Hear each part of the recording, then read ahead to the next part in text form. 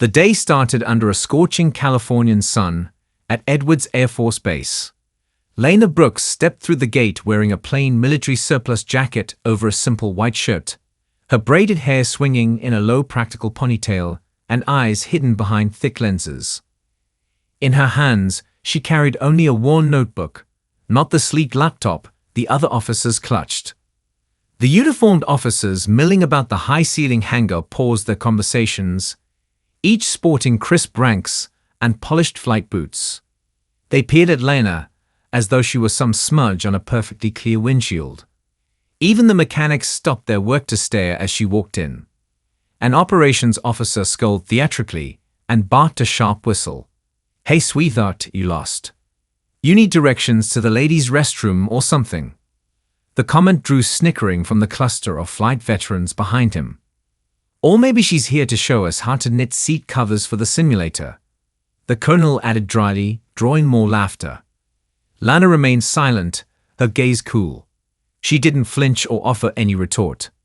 The subtle tilt of her chin spoke volumes. She was not here to beg for acceptance nor to brawl.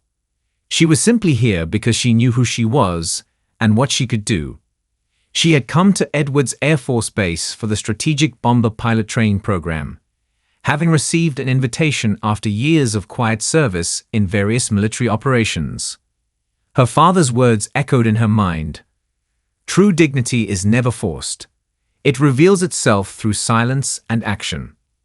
The commanding officer, a heavy-set man wearing a proud array of ribbons, slammed a flight manual down on a metal desk. "I don't see your rank pinned anywhere, Ms. Brooks. Where's your assignment slip? Who gave you clearance?" Lana pulled out her official orders and handed them over. The colonel studied the paper with obvious skepticism, his eyebrows rising higher with each line. "This says you're here for B-52 training? The Stratofortress?" He let out a derisive laugh. "Ladies, we've got ourselves a comedian." Several officers exchanged glances, their amusement barely contained as the commander handed back her papers with 2 fingers, as if touching something distasteful. "Look, there must be some mistake. We run advanced training here. Strategic nuclear. We don't do leisurely flights for novices who barely know how to read an instrument panel." Lana stood her ground, pointing to the signature at the bottom of her orders. "General Marshall, Head of Strategic Command." The colonel's smile faltered momentarily, but he quickly regained his composure. "Well, General Marshall isn't here, is he? I am. And I say there's no place for you in this program." As the group of men closed ranks around their commander, Lana spotted another woman, a lieutenant in uniform, giving her a quick sympathetic glance before looking away. So there were other women here, but clearly they had learned to keep their heads down. The major beside the colonel tapped a pen on a clipboard. "We have your file. It's nearly blank aside from an old notation. 2002, Greenland, some joint exercise. There's no official record. We value flight hours, certain rank prerequisites, and digital proficiency," another officer added. "That means flight logs, electronic records, and advanced simulator performance under official watch. You've got none of the above." As they continued to dissect her qualifications, or lack thereof, in their eyes, Lana felt the weight of their judgment pressing down on her shoulders. But beneath their scrutiny, something else was forming. A quiet determination that would soon shake the very foundations of their arrogance. The next morning, Lana arrived at the briefing room 15 minutes early, notebook in hand. She chose a seat in the back, hoping to blend in and observe. One by one, the other trainees filed in, all men, all wearing crisp uniforms with various insignia denoting their ranks and accomplishments. Major Ellis, yesterday's whistler, entered last and took his position at the front of the room. His eyes narrowed when they landed on Lana. "Well, well, looks like our civilian consultant decided to join us after all." His voice dripped with sarcasm. "Ms. Brooks, since you're so interested in our advanced training program, perhaps you'd like to share your expertise with the class." All heads turned toward her. Some smirked, others looked curious. I'm here to learn, Major, Lana replied evenly. Just like everyone else. Ellis's smile tightened. Oh, but surely someone with your unique background has some special insights? No? Then maybe you can tell us the proper emergency procedure for hydraulic failure in a B-52 at high altitude. It was a trap. A technical question designed to humiliate her in front of the group. But Lana had spent years studying these aircraft. Full power to all engines, level flight, engage backup systems, 1 through 3 in sequence, maintain 10,000 feet minimum, and prepare for manual control of all flight surfaces, she answered without hesitation. The room fell silent. Ellis's smile vanished entirely. Textbook answer, he snapped. But flying isn't about memorizing manuals. It's about experience, instinct, and split-second decisions under pressure. Things you can't learn in a library. For the remainder of the session, Ellis pointedly ignored her raised hand whenever questions were posed to the group. When he distributed the day's simulation assignments, he passed her desk entirely. "Excuse me, Major," Lana said. "I didn't receive my assignment." Ellis turned slowly. "That's correct, Ms. Brooks. You'll be observing today. We wouldn't want to rush you into anything too technical." Laughter rippled through the room. During lunch, Lana sat alone in the cafeteria. She noticed Lieutenant Rodriguez, the woman she'd seen yesterday, hesitate before settling at a table with the other officers. As Lana opened her notebook to review her notes, a shadow fell across her table. Colonel Hastings, the commanding officer, stood over her with coffee in hand. "I understand Major Ellis is having you observed today." "Yes, sir." "Smart move. Walk before you run." He paused, studying her. "You know, there's no shame in recognizing when you're out of your depth. We have administrative positions that might be more appropriate for someone with your qualifications. I appreciate your concern, Colonel, but I'm here for pilot training." His expression hardened. "Ms. Brooks, let me be frank. This program has never had a female complete it successfully. Not because women aren't allowed, but because none have met the standards. We don't adjust our requirements for anyone. I'm not asking for adjustments, sir." "Good, because you won't get any." He set his coffee down and leaned closer. "I've seen your type before. Idealists with something to prove. They usually wash out within the first week." As he walked away, Lana noticed several officers watching the exchange, their expressions a mixture of pity and satisfaction. One muttered something that made the others laugh. She closed her notebook, her knuckles white against the worn cover. The battle lines had been drawn, and she was very much alone. By the end of the first week, Lana's isolation was complete. The other trainees avoided her during meals and briefings. When group assignments were handed out, she was consistently the odd one out, forced to work alone or observe others. Major Ellis had graduated from simple exclusion to active sabotage.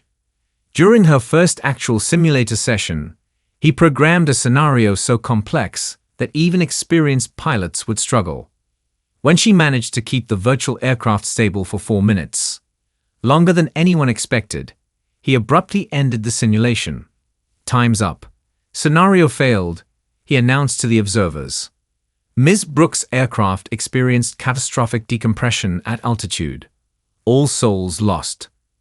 But the parameters were stabilizing, Lana protested, pointing to the readouts. The aircraft was recovering. "In your opinion," Ellis replied coldly.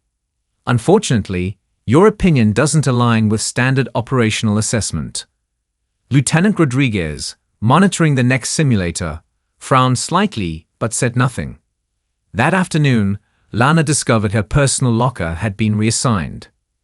Her belongings sat in a cardboard box outside the women's restroom with a note, "Space needed for qualified personnel." When she brought this to Colonel Hastings' attention, he shrugged. "Space is limited, Ms. Brooks. Since you're not officially ranked, you're lowest priority. I have the same official clearance as everyone else in the program. On paper, perhaps." His smile didn't reach his eyes. I suggest you keep your materials with you or in your quarters. Later that day, during a technical briefing on emergency procedures, Lana noticed an error in the instructor's explanation about fuel management during engine failure. When she raised her hand to ask a clarifying question, the room fell silent. Yes, Miss Brooks. The instructor's tone made her name sound like an insult. Sir, wouldn't venting fuel from the affected wing tank create an imbalance that could exacerbate the roll? A few officers exchanged glances. She was right, and they knew it. The instructor flushed. That's a theoretical concern only relevant in extreme cases, which we are not discussing today. After the briefing, as Lana gathered her notes, Lieutenant Rodriguez approached. You were right about the fuel venting, she said quietly. That procedure was revised last year after an incident in Idaho. Thank you, Lana replied, surprised by the unexpected alliance.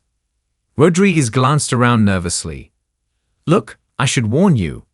They scheduled you for the nightmare scenario tomorrow. Nightmare. It's a simulator program. Multiple cascading failures in a combat zone. It's designed to be unbeatable. They use it to humble hotshots who need taking down a peg. She hesitated.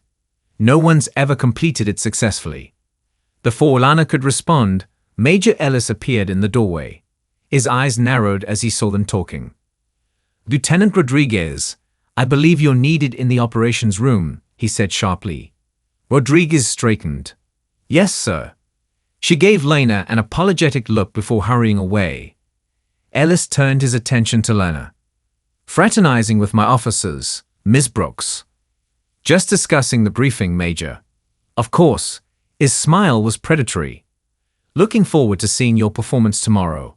It should be enlightening for everyone. As he walked away, Lana realized the stakes had just been raised. They weren't just trying to discourage her anymore. They were setting her up for a humiliating public failure that would justify removing her from the program entirely. The nightmare scenario drew a crowd. Officers who normally paid little attention to simulator drills found excuses to be in the observation area. Some made no attempt to hide their anticipation of Lana's failure, exchanging knowing smirks as she entered the simulator pod. Major Ellis stood at the control console, adjusting parameters with Lieutenant Colonel Summers.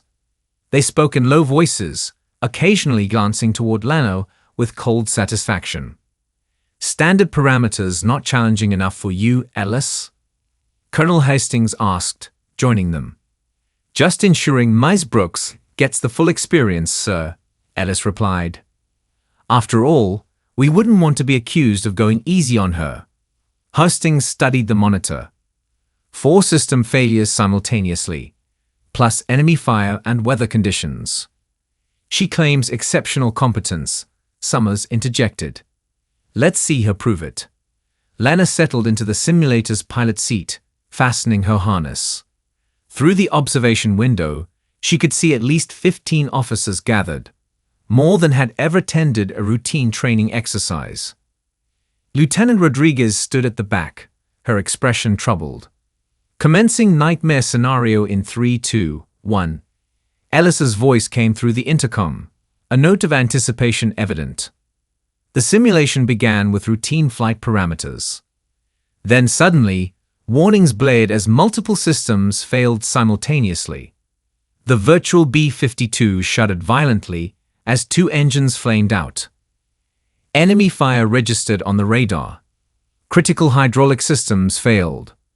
The co-pilot's instruments went dark. Hostile territory, Ellis narrated for the audience. No backup, no rescue.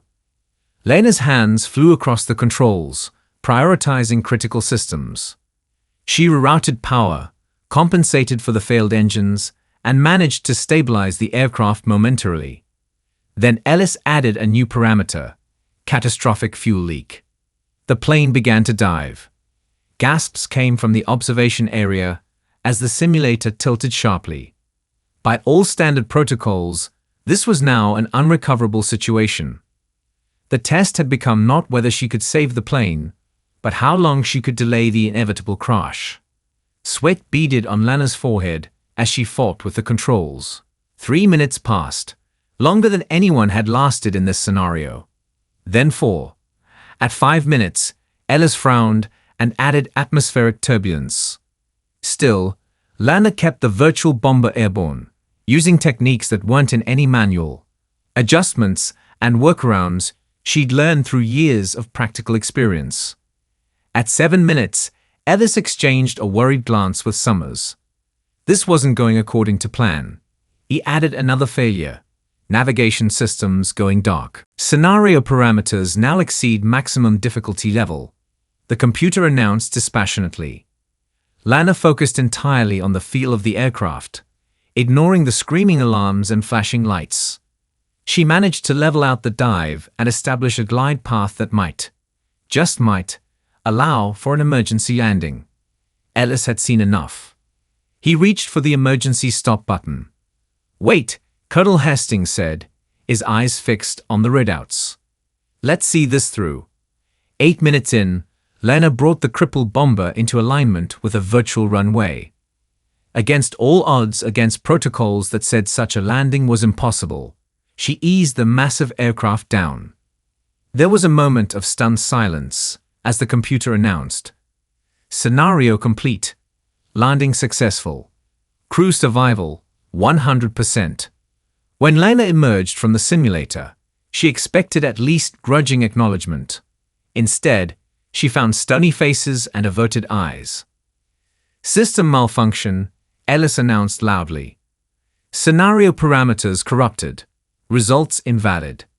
"That's not true," Lieutenant Rodriguez protested. "The system worked perfectly. She completed the scenario." "That's enough, Lieutenant," Hastings snapped. "Major Ellis has determined the test was compromised." Lana stood amid the hostile faces, suddenly understanding that no accomplishment, no demonstration of skill would ever be enough. The rules would simply change to ensure her failure. "You know what I did in there," she said quietly. "You all know." "What we know," Ellis replied coldly, "is that you don't belong here. Never have, never will. Why don't you save yourself further embarrassment and resign from the program?" As the officers filed out, some openly laughing, Lana felt something inside her break. Not her spirit, her patience. That night, Lana sat alone in her quarters, turning her options over in her mind. Quitting wasn't one of them. Filing an official complaint would likely go nowhere. The very men she'd be complaining about would be reviewing it. A knock at her door interrupted her thoughts. She opened it to find Lieutenant Rodriguez standing there, glancing nervously down the hallway. "Can I come in?" Once inside, Rodriguez spoke quickly. "What they did today was wrong. The entire command staff saw you complete that scenario, and they're covering it up." "Why are you telling me this?" Lana asked. "Because I've been where you are." Rodriguez sighed. "When I arrived 2 years ago, they did the same thing. Not as blatantly, but the same tactics. I chose to keep my head down, play by their rules. I survived, but at what cost?" Rodriguez didn't answer directly. "I pulled these from the system before Ellis could delete them." She handed Lana a flash drive. "It's the complete data recording from your simulator run. Every parameter, every input, every readout. Proof that you not only completed the scenario, but did using techniques none of us have seen before." Lana stared at the small device. "Thank you, but what good does this do? They'll just claim it's been tampered with. Maybe, but there's more." Rodriguez lowered her voice. "Tomorrow, General Marshall is making an unannounced visit to review the program. Ellis and Hastings don't know yet. General Marshall, the same officer who had signed Lana's orders. The commander who had personally recommended her for the program. How do you know this?" "I've worked communications. His staff called for landing clearance an hour ago." Rodriguez headed for the door. "I can't be seen here. Just be ready." The next morning, Lana arrived at the hangar early. Instead of her usual notebook, she carried a tablet. A gift from her father years ago that she rarely used, preferring paper. Today, however, she needed its technical capabilities. She approached the maintenance chief, an older sergeant who had mostly ignored the officer's treatment of her. "Sergeant Miller, I need access to the simulator diagnostic panel." He eyed her suspiciously. "That's restricted to maintenance personnel." "I understand, but I believe there may be a calibration issue affecting training outcomes. If you check the logs, you'll see anomalous readings during yesterday's session." Miller hesitated, then shrugged. 5 minutes. That's all you get." It was enough. Lana connected her tablet to the diagnostic port and downloaded the complete system logs, including Ellis's unauthorized parameter changes and the override he'd used to invalidate her successful completion. As she finished, the hangar doors opened and officers began scrambling to attention. General Marshall had arrived early. The tall, silver-haired general moved through the hangar with purpose, Colonel Hastings hurrying to keep pace beside him. As they passed, Marshall's eyes met Lana's briefly. No recognition showed on his face, but she knew he had seen her. In the confusion of the general's arrival, Lana made her way to the simulator control room. With everyone focused on Marshall, she had a few precious minutes alone with the system. She uploaded Rodriguez's recording of her successful run, then connected it to the diagnostic logs showing Ellis's manipulations. Finally, she programmed the system to display this evidence when a specific sequence was initiated. A sequence only she would know. As she finished, Major Ellis appeared in the doorway. "What are you doing in here?" he demanded. Lana turned calmly. "Preparing for today's training, Major. I believe General Marshall wants to see all trainees in action." Ellis's face paled slightly. "General Marshall is here for a routine inspection. He won't have time for individual demonstrations." "We'll see," Lana replied, walking past him with newfound confidence. The tide was about to turn. General Marshall's inspection proceeded with military precision. He reviewed facilities, examined maintenance records, and observed routine operations. Throughout the morning, his expression revealed nothing as Colonel Hastings guided him through a carefully choreographed tour. Lana noticed how Hastings steered the general away from certain areas, particularly the simulator bay where she had been scheduled to train. Major Ellis shadowed them, interjecting with glowing statistics about the program's success rate. During the officers' briefing, Marshall finally addressed the elephant in the room. "Colonel Hastings, I understand you have a civilian consultant participating in this training cycle." His tone was conversational, but his eyes were sharp. Hastings cleared his throat. Yes, sir. Ms. Brooks. A somewhat unconventional addition to the program. I'd like to see her in action." "With respect, General, civilian consultants aren't held to the same standards as our regular trainees. Her participation has been primarily observational." Lieutenant Rodriguez, seated at the communications console, caught Lana's eye and gave an almost imperceptible nod. "Actually, sir," Rodriguez interjected, "Ms. Brooks completed a high-difficulty simulator scenario yesterday. Perhaps you'd like to review those results." Ellis stepped forward quickly. Unfortunately, that session experienced technical difficulties. The data was corrupted. "Interesting," Marshall replied. "I'd still like to see Ms. Brooks demonstrate her skills. Today. Now, in fact." The color drained from Ellis's face. "Of course, sir. We'll set up a standard evaluation scenario." "No," Marshall said firmly. "I want to see the nightmare scenario I've heard so much about. The one that's supposedly unbeatable." Hastings and Ellis exchanged panicked glances. "Sir, that scenario is extremely advanced. It would be unfair to expect." "I didn't ask for your assessment, Colonel. I gave an order." The simulator room filled quickly. Officers lined the walls, their earlier mockery replaced by tense anticipation. Ellis reluctantly took his position at the control console, while Marshall stood directly behind him, watching every move. "Standard parameters, Major," Marshall instructed. "No modifications." Lana entered the simulator with calm determination. As the scenario loaded, she caught Ellis adjusting settings when he thought no one was looking. "Before we begin," she said over the intercom, "I'd like to request that Lieutenant Rodriguez verify the scenario parameters match standard protocol." Ellis froze. Marshall nodded his approval, and Rodriguez stepped forward to check the console. "Major Ellis has increased difficulty factors by 30% above standard," she reported. "Reset to standard parameters," Marshall ordered, his voice dangerously quiet. The scenario began, and once again, Lana found herself piloting a B-52 through cascading system failures and hostile territory. This time, however, the parameters remained consistent, challenging but not impossible. She navigated the virtual bomber through the crisis with methodical precision, demonstrating techniques that had officers murmuring among themselves. When she successfully landed the aircraft after 8 minutes, there was no denying her accomplishment. Marshall turned to Ellis. "Impressive work, wouldn't you say, Major?" Ellis nodded stiffly. "Yes, sir." "Now, I'm curious about yesterday's attempt," Marshall continued. "You said the data was corrupted." "That's correct, sir." Lana spoke up. "General, with your permission, I'd like to access the simulator's diagnostic system."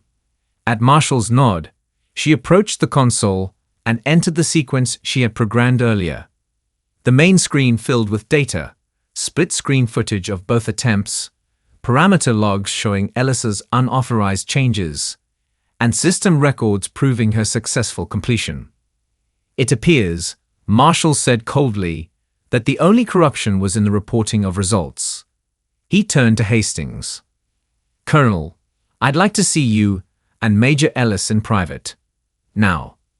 As they left, the remaining officers looked at Lana with new eyes, some with respect, others with resentment at having their system challenged. Either way, she was no longer invisible. General Marshall called an all-hands meeting in the main hangar that afternoon. Officers lined up in precise rows, the tension in the air palpable. Colonel Hastings and Major Ellis stood off to the side, their faces rigid with suppressed fury and humiliation. Marshall walked to the center of the floor, surveying the assembled personnel before speaking. Since its inception, the Strategic Bomber Program has prided itself on maintaining the highest standards of excellence. Those standards are not just about technical proficiency, but about integrity, leadership, and the courage to recognize talent regardless of its source. His gaze swept across the ranks, lingering briefly on certain officers who had been most vocal in their persecution of Lana. "This morning, I witnessed something disturbing. Not just the deliberate sabotage of a trainee's evaluation, but a systematic attempt to exclude a qualified individual from a program to which they were rightfully admitted." Murmurs rippled through the ranks. Marshall raised a hand for silence. "Ms. Brooks, please step forward." Lana moved to stand beside the general, her posture straight, her expression composed. For those unaware, Lana Brooks is not simply a civilian consultant. In 2002, during joint exercises in Greenland, Lieutenant Brooks successfully landed a damaged B-52 in whiteout conditions after both the pilot and co-pilot were incapacitated. That incident was classified at the time due to the sensitive nature of the mission.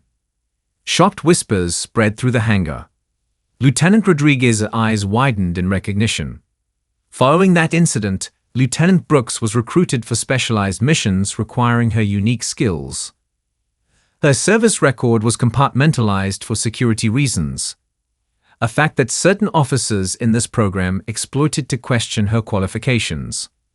Marshall turned to face Hastings and Ellis directly. "Colonel Hastings, your leadership has fostered an environment where talent is judged not by merit, but by conformity to outdated standards. Major Ellis, your deliberate sabotage of training scenarios and falsification of records constitute serious violations of the Uniform Code of Military Justice." Ellis stepped forward, his face flushed. "Sir, with all due respect, our methods maintain the program's standards. We can't afford to lower." "Lower." Marshall cut him off. Miss Brooks has demonstrated skills that exceed those of many of your senior pilots. She completed a scenario designed to be impossible. Twice. Your concern was never about standards, Major. It was about protecting your own position and prejudices. The general turned back to the assembled officers. Effective immediately, Colonel Hastings is relieved of command pending investigation. Major Ellis is suspended from all instructional duties. Lieutenant Rodriguez will assume temporary oversight of daily operations until a new commander arrives. Rodriguez straightened in surprise as her name was called. Marshall continued, "As for Ms. Brooks, or should I say, Major Brooks, her commission has been reactivated at her previous rank with appropriate adjustments for time served. She will be joining this program not as a trainee, but as the new head of emergency procedures and analog systems training." He turned to Lena. "Major Brooks, do you accept this assignment?" The handler was utterly silent as Lana considered the offer. She thought of walking away, of leaving these people who had treated her so poorly. But then she remembered why she had come in the first place. Not to prove herself to them, but because these aircraft and the people who flew them mattered. "I do, sir," she replied clearly. "Good." Marshall faced the officers once more. "Some of you participated in the mistreatment of a fellow officer. Others stood by and said nothing. Both are failures of character that I expect to see rectified. Major Brooks has shown more integrity in 1 week than some of you have demonstrated in your entire careers. I suggest you learn from her example." As Marshall concluded the meeting, the message was unmistakable. The old guard was falling, and a new era was beginning. 3 months later, Edwards Air Force Base operated under a transformed atmosphere. The investigation into Hastings and Ellis had uncovered a pattern of discrimination extending far beyond Lana's case. Several officers had been reassigned or retired early. Others, recognizing which way the wind was blowing, had adjusted their attitudes accordingly. Major Lena Brooks, now officially reinstated with full recognition of her service record, had established a comprehensive training program focusing on emergency procedures and manual override techniques. Her methods, once dismissed as outdated, were now recognized as vital backups when advanced systems failed. Lieutenant Rodriguez, promoted to captain for her integrity during the crisis, worked closely with Lena to revamp the simulator training protocols. Together, they ensured that evaluations focused on actual piloting skills rather than adherence to arbitrary standards. One morning, as Lana was reviewing training schedules in her office, there was a knock at the door. Former Major Ellis stood in the doorway, his uniform replaced by civilian clothes. "Major Brooks," he said stiffly, "may I speak with you?" Lana gestured to the chair across from her desk. Of course, Ellis sat down, his posture uncomfortable. "I've been offered a consulting position with a defense contractor. Before I accept, I wanted to clear the air." "I'm listening." "What I did was wrong," he said bluntly. "Not just unprofessional, but," he struggled to find the words. "I was threatened by you, by what you represented. Someone who didn't fit the mold I thought was essential." Lana studied him, seeing for the first time not arrogance but insecurity. "The mold isn't what makes a good pilot, Major. It's what's inside. Judgment, instinct, adaptability." "I know that now." He hesitated. "Your emergency landing protocol saved a crew in Afghanistan last week. The pilot had trained under your new program." Lana hadn't heard about this. "I'm glad it helped." Ellis stood to leave, then paused. "For what it's worth, I'm sorry." "Apology accepted," Lana replied simply. After he left, Captain Rodriguez entered with a tablet. "Was that Ellis I saw leaving?"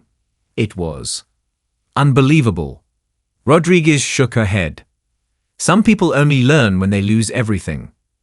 "Some people never learn at all," Lana replied. "At least he's trying." Rodriguez smiled. "Oh, I almost forgot. The new trainees have arrived, including 3 women. They're waiting in the briefing room." Lena gathered her materials and headed for the door. In the hallway, she passed Colonel Hastings' former office, now occupied by Colonel Janet Matthews, the new base commander. Through the open door, she caught Matthews' eye and received a respectful nod. In the briefing room, 15 fresh-faced trainees stood at attention. Their eyes followed Lana as she walked to the front of the room, taking in her simple uniform with the rank insignia she had finally reclaimed. "At ease," she said. "Welcome to Advanced Strategic Systems Training. My name is Major Brooks." She noticed the 3 women trainees exchanging small glances of amazement at seeing a female officer in charge. "Some of you may have heard stories about me," Lana continued, "about how I was kicked out of this program and fought my way back in. Those stories missed the point." She placed her notebook on the podium, the same worn notebook that had once been mocked. "This program isn't about proving yourself to others. It's about mastering yourself and your aircraft. About understanding that sometimes the oldest, simplest methods are the ones that will save your life when everything else fails." Lana looked at each trainee in turn, seeing in their faces the future of aviation. "You're here because you have potential. Not because you fit a certain image or followed a predetermined path, but because you have something to contribute. My job is to help you find that something and develop it to its fullest." As the briefing continued, Lana felt a sense of completion. The system hadn't merely accommodated her, it had been transformed by her presence. The very qualities that had once made her an outsider now made her an essential leader. And somewhere, she knew her father was smiling. If you enjoyed this story, don't forget to hit the subscribe button and become a part of our Everyday Life Stories community. Where are you watching from? Drop a comment below. We love hearing from our amazing viewers around the world.